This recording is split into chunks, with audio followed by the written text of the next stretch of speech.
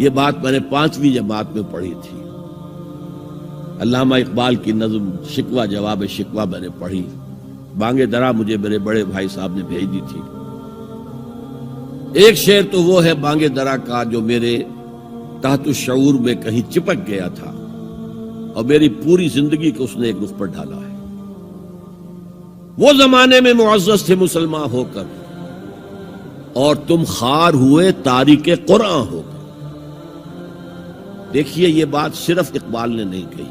وہ داڑھی مڈا تھا, عالم تو نہیں تھا. یہی بات کہی 14ویں صدی کے مجدد اعظم شیخ الہند مولانا محمود حسن اسیر مالٹا نے.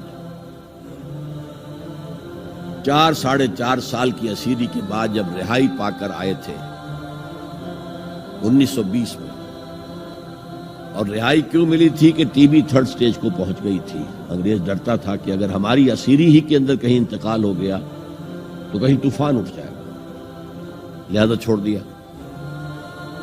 دیوبند میں ایک جلسہ منعقد ہوا اور وقت کے سارے بڑے بڑے علماء موجود. اشرف علی تھانوی صاحب موجود, شبیر احمد عثمانی صاحب موجود, مولانا حسین احمد مدنی موجود, ہمارے جو پاکستان میں مفتی محمد شفیع صاحب موجود. اور انہوں نے یہ واقعہ لکھا ہے اپنی کتاب میں وحدت امت میں کہ شیخ الہند نے کہا کہ ہم نے تو اپنی 4 سالہ دور اسیری میں جتنا ہی غور کیا ہے, ہمیں اپنے زوال کے 2 اسباب نظر آئے ہیں.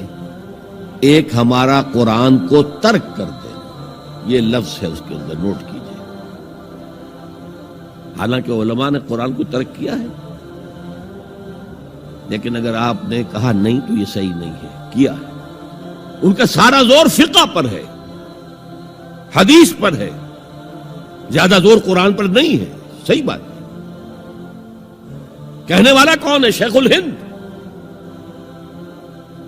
ایک ہمارا قرآن کو ترک کر دینا اور دوسرا آپس کے اختلافات. اور مفتی شفیع صاحب نے اس کے اوپر پھر یہ گرہ لگائی کہ حضرت شیخ نے جو 2 باتیں کہی تھی حقیقت میں ایک ہی ہے. ہمارے اختلافات بھی اسی لیے کہ ہم نے قرآن کو ترک کر دیا. تو یہ ہے ایک شعر جو میرے ذہن میں چپک گیا تھا.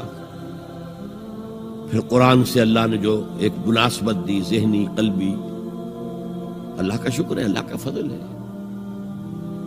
دوسرا شعر وہ ہے کہ وقت فرصت ہے کہاں, کام ابھی باقی ہے, نور توحید کا اتمام ابھی باقی ہے.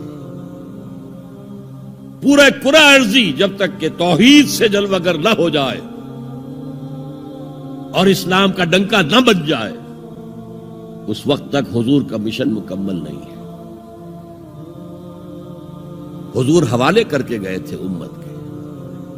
خطبہ حجۃ الوداع میں آپ نے سوال کیا الا هل بلغت, اور 1.25 لاکھ کے مجمع نے جواب دیا انا نشهد انك قد بلغت الرسالۃ واديت الامانۃ ونصحت الامۃ وكشفت الغمۃ.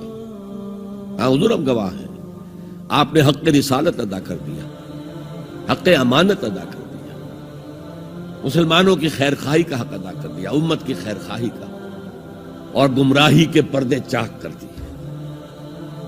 3 دفعہ حضور نے سوال کیا, 3 دفعہ جواب دے کر پھر آسمان کی طرف نگاہ اٹھائی اور انگشت شہادت سے اشارہ کیا اور پھر لوگوں کی طرف اللہم اشہد اللہم اشہد اللہم اشہد, اے اللہ تو بھی گواہ رہے, یہ مان رہے ہیں کہ میں نے پہنچا دیا. اسے میں کہا کرتا ہوں سائی آف ریلیف. کندھوں پر ایک بہت بڑا بھاری بوجھ آ گیا تھا, بہت بڑی امانت تھی قرآن. اس کے پہنچانے پر کیا کیا تکلیفیں اٹھائی ہیں. پاگل کہے گئے, مجنون کہے گئے, شاعر کہے گئے, ساحر کہے گئے, مسحور کہے گئے, کیا نہیں کہا گئے. اور پھر جو مارے کھائی ہیں, جو 3 سال کی شیب بنی ہاشم کے اندر اسیری تھی, جس میں کھانے پینے کی چیزیں گھاٹی میں داخل نہیں ہو سکتی تھی. ہماری جیلوں میں تو آپ کو کھانا تو ملتا ہے, وہاں تو کچھ نہیں تھا. پھر طائف کا پتھراؤ یاد کیجئے, پھر مکے سے نکلنا اور 3 دن رات ایک غار میں چھپے رہنا. پھر مدینے کے اندر آپ کو معلوم ہے غزوہ بدر آ رہی ہے, اس میں 70 اگر کافر مارے گئے تو غزوہ احد میں 70 صحابہ شہید ہوئے, جن میں حضرت حمزہ بھی ہیں. 3 رشتے ہیں حضرت حمزہ سے حضور کے, چچا بھتیجا, سب کو بس یہی معلوم ہے. چچا بھتیجا، خالہ زاد بھائی، دودھ شریک بھائی، اور عربوں میں دودھ شریک بھائی حقیقی بھائی کے طور پر ہوتا تھا. اور ان کی لاش سامنے آئی ہے کہ ناک کاٹ لی گئی ہے، کان کاٹ لیے گئے ہیں، اور پیٹ چاک کر کے کلیجہ چبایا گیا ہے. یہ سارے بوجھ اٹھا کر اگر وہ حق تبلیغ ادا ہو گیا، اے اللہ یہ مان رہے ہیں، تو بھی گواہ رہے. اور پھر کیا کہا؟ فَلْيُبَلِّغِ الشَّاهِدُ الْغَائِبَ. اب جو یہاں موجود ہیں ان کا فرض ہے کہ ان کو پہنچائیں جو یہاں نہیں ہے. اور یہ ابد الآباد تک کے لیے، قیامت تک کے لیے ہے.